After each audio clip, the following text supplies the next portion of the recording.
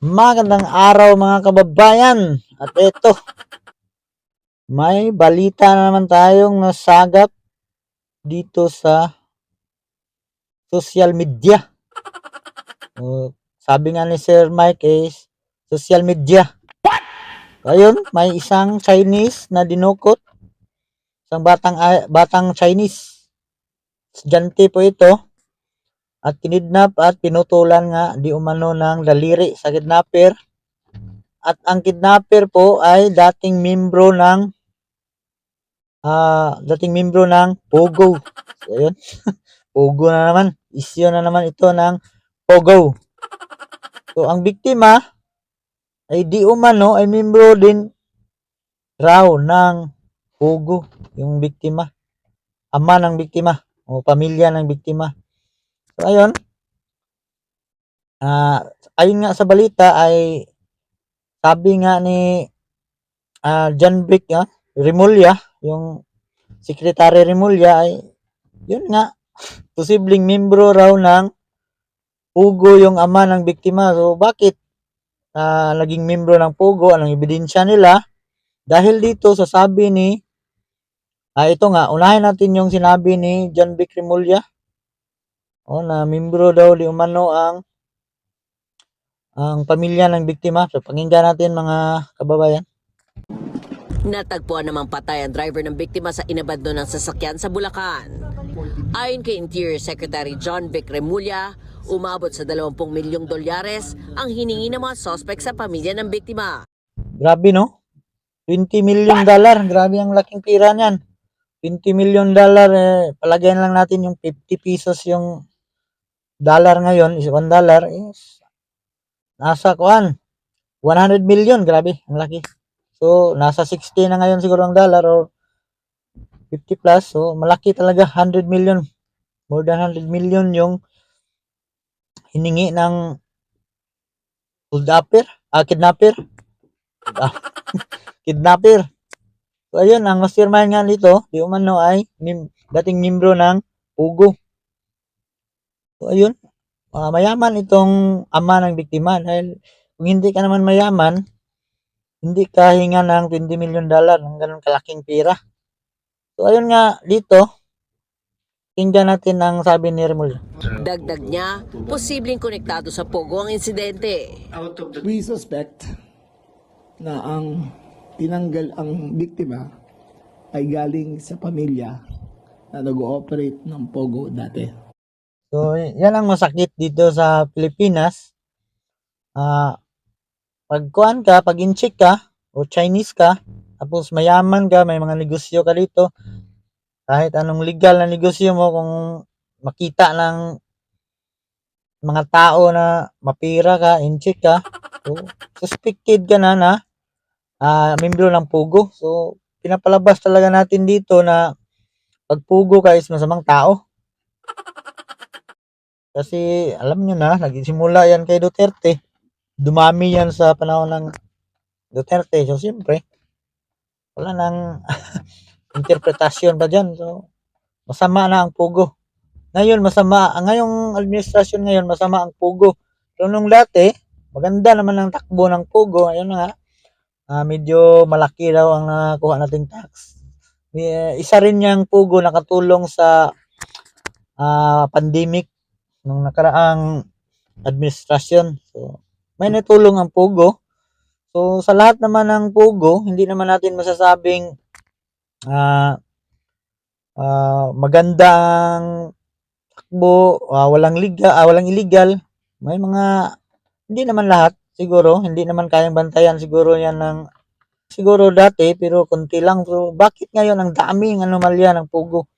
Lahat ng mga Chinese ngayon, automatic suspected na as Pugo, lalo na yung mga mayaman. So, ayun na nga, suspect na yung ama ng biktima na membro nga raw di umano ng Pugo ang pamilya nito.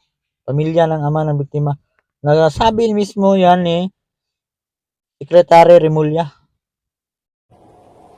We are definite na ang sindikato na nasa likod ng kidnapping ay former operators ng Pogo din. Ang daming So, So ayun, ang kidnapper na pala nito is confirm na nila na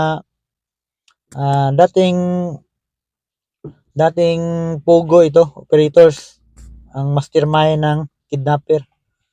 So ayun, pakinggan naman natin ang in-interview ni Ted Filon, itong si Teresita Angsi. Kung membro pa talaga ito ng Pogo or operators ng Pogo itong ama ng biktima. So, pakinggan natin. Okay, good to know. Pero ito pong nangyari nga dito na kumpirmadong Pogo ang ugnayan nung ama ng biktima dito at Hindi po. Ang problema dito kay Ted, sinabi na yung konfirmado eh. Let me correct Apo, you. apo. Wala pong kaugnayan ang parents or mga uncles nila whatsoever with Pogo. It was a So ayan na nga, kinonfirm na ni Teresita Angsi na walang kaugnayan ang magulang ng biktima or parents ng biktima sa Pogo. So ayun. So masakit para sa mga Chinese na pag Chinese ka, negosyante ka dito sa Pilipinas, is pagdudahan ka ng dati kang operators ng Pogo. So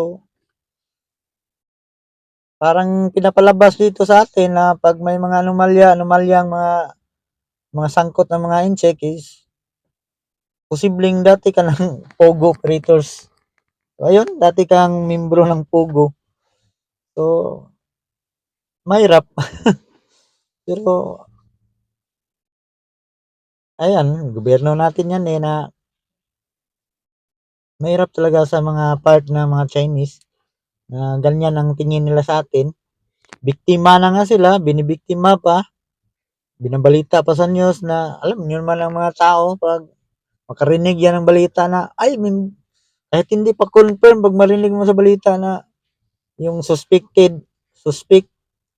kasi patunog na yung mga hindi pa nakaintindi dyan is pinapatunog na yan na kuan. Ang alam nila is wala na, confirm na. So ayun. Dahil nga sa sinabi ni Rimulya na pwedeng posibleng membro ng kuan. So ayun, malat na balita na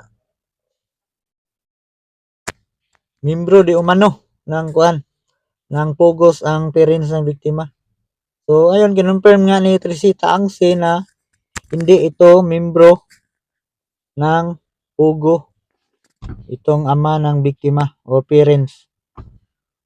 Filipino driver who was ex-driver ng Pogo financier sa Clark. Siya po Okay. ang ugnayan. Ito Opo. po wala. Kaya nga, panawagan na hiring a driver, you should be very, very careful and vigilant. Isang buwan pa lang tong driver sa kanila. So, ayon sa nakalap din nating balita, itong driver pala nito ay ito yung dating membro ng Pogo, yung driver ng biktima. So, posibleng kasabwat ito ng mastermind doon sa nagkidnap, pwedeng kasabwat ito. Pero, yun nga lang, pinatay yung driver, iwan ko kung anong dahilan kung bakit pinatay. Siguro, para malinis yung trabaho nila, para wala ng witness. So, ang kawawa lang dyan is patay pa yung Pilipino yung driver eh. So, kawawa. Nadamay pa yung kababayan natin. Opo, so mas maganda nga ito inyong naiklaro ma'am kasi ang balita na yung pamilya ng victim, yung parents, yung father nito particularly, umano ay engaged sa Pogo, so hindi ho pala. Kaya nga Hindi. sabi ko, Opo, why opo. do we victimize Opo, the opo. victims all over again? They do Biktima ka na. Binibiktima ka pa. yung kuhan, ang hirap. Yung biktima ka na, binibiktima ka pa. Kasi nga, ang dahilan lang ay inchi ka or Chinese. e-commerce, none of their e-commerce customers are Pogo related. Kaya nga, Mhm. sabi nga nila, victim na nga kami, bibiktimahin pa ulit kami. Paano na lang Yun na nga. yung trust and confidence in our e-commerce if people think that we are Pogo related? So, yun na nga. Mahirap talaga sa inyo, sa part sa inyo na iso Chinese kayo or automatic na may suspect na sa inyo na Pogo. Ang hirap. So yung pong, oo nga ma'am, opo. Yan, siguro po ma'am, inyo rin nabasa. Parang napahiya dito si Ted Filon eh. Dahil sinabi niyang kumpirmado na dating membro ng Pogo ang biktima, ang ama ng biktima. So, ayun na nga. Yung news item mismo. Tungkol, Yes. opo, na mali. Mabuti nga po ito kinatama ho ninyo ngayon. Tama nga, naitama yan ngayon. Naitama ni Teresita Angsi. Ma'am Yes, Tessie, opo. and the same news Dahil kung hindi yan nagsalita si Teresita Angsi, hindi mo in-interview yan, so lumalabas na sa balita na yun na nga, membro ng Pogo itong kuhan, kaya okay lang na mabiktima dahil membro ng Pogo dati, yung ama ng biktima. So hindi mabuting pakinggan, hindi magandang pakinggan na ganyan ang mabalita. So sana mainstream tayo, mainstream tayo. Mainstream kayo, mainstream media kayo. Dapat ino-confirm nyo talaga yung binabalita nyo. Huwag magpakalat ng fake news. Ganyan yan, fake news. Siguro kung vlogger yan nagpakalat ng ganyan, automatic kakasuhan na ni Tore. Si Tore yung guwan eh, ang bilis magkaso. Kahit mga kakasuhan pa rin niya. Kahit ang daming problema sa Pilipinas, uunahin pa talaga nila yung mga vlogger na alam nyo naman na may freedom of speech ang Pilipinas. revealed where they are. Sabi ko, kailangan siguro mag-seminar ulit on how to report kidnap. It's good, no? Nung merong mga nag-i-interview sa akin na mga... Yun na nga. Sakit sa media yung pagsabihan ka ng kailangan mag-seminar ulit. Yung sakit. Sinabi nga ni Teresita ni Angsi na dapat mag-seminar uli yung mga media na alat ng fake news. Media, I told them immediately, please, do Please, not please. report where they are.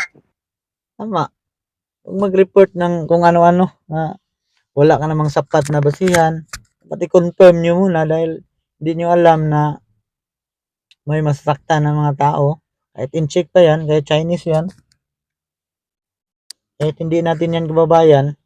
Pero matagal na yan dito. So, wag sana nating hindi naman tayo marunong naman tayong makisama. Pilipino is mayaman sa pakikisama. Ang Pilipino masayahin at pakikisama.